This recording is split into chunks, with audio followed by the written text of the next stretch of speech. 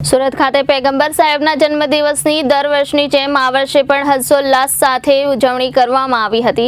ત્યારે લિંબાયત ખાતે પણ જુલુસ નીકળ્યું હતું। મદીના મસ્જિદથી લઈને આંજણા ફાર્મ પીર અબ્દુલ નદીની દરગાહ પાસેથી ત્યાં સુધી જુલુસ ગયું હતું।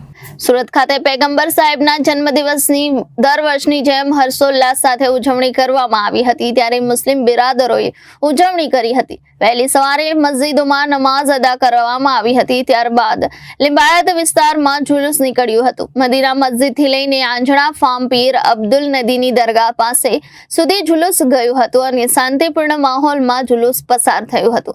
પોલીસનો પણ ચુસ્ત બંદોબસ્ત જોવા મળ્યો હતો। મુસ્લિમ બિરાદરોએ ઈદે મિલાદના જુલુસમાં મોટી સંખ્યામાં જોડાયા હતા। मेरा नाम राजेश्री अंसारी है। मैं एकता महिला विकास मंडल की प्रमुख हूँ। क्या कार्यक्रम?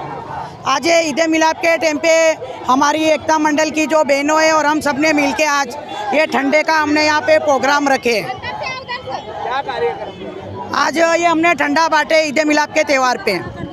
हम लोग हर साल ऐसे ही सब मिल के हम लोग त्यौहार मनाते हो, गणपति हो, ईद हो या दिवाली हो या ताजिया हो या मुहर्रम हो, हम सब बहनों हैं जो हमेशा सब त्यौहार हम लोग सब मिल के साथ में मनाते हैं। कितने साल से मना? हमारा ये 25 एक साल हो गया है।